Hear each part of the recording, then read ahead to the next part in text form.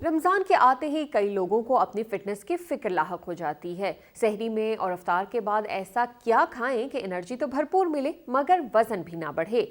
इसी तरह वो लोग जो शुगर या गुर्दों के मर्ज में मुब्तला हैं वो क्या करें। रोज़ा रखने या ना रखने के हवाले से डॉक्टर्स उन्हें क्या मशवरा देते हैं।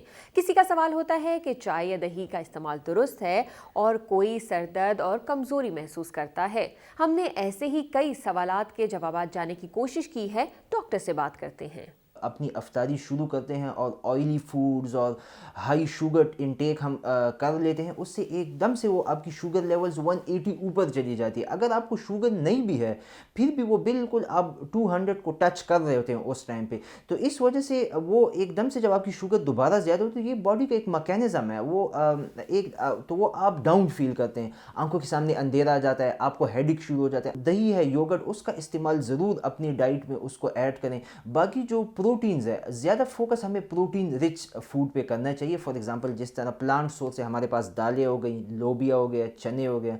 एनिमल सोर्स में हमारे पास फ़िश है, चिकन भी है।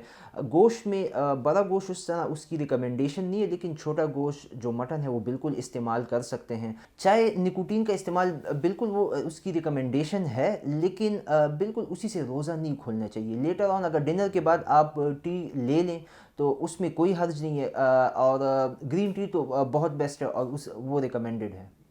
वो लोग जिन्हें दिन में कई मरतबा दवा इस्तेमाल करना पड़ती है उन्हें मौलजीन ये मशवरा देते हैं। हर शुगर के मरीज को अपने डॉक्टर से ज़रूर कंसल्ट करना चाहिए कि वो रोज़ा रख सकते हैं या नहीं।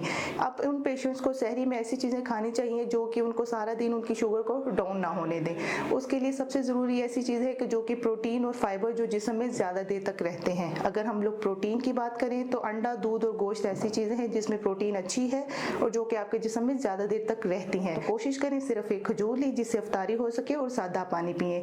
अगर इसके अलावा कोल्ड ड्रिंक्स या जूसेस लेना चाहो तो कोशिश करेंगे कोल्ड ड्रिंक्स की बजाय फ्रेश जूसेस की तरफ जाएं और हाफ ग्लास आप लोगों के लिए आराम से आप लोग ले सकते हैं जिसकी आपको इजाजत है। जो लो मॉडरेट कैटेगरी जिसमें कहा गया है कि वो डायलिसिस अपना डायलिसिस करवा सकते हैं और रोज़ा भी रख सकते हैं, तो वो क्या करेंगे, जिस दिन डायलिसिस होगा उस दिन एक दिन पहले रोज़ा रखें और दूसरे दिन आके अपना डायलिसिस करा सकते हैं। डॉक्टर्स की राय है कि सहर और इफ्तार का लुत्फ ज़रूर उठाएं, लेकिन ग़िज़ा का इंतखाब अपनी सेहत के मुताबिक ही करें।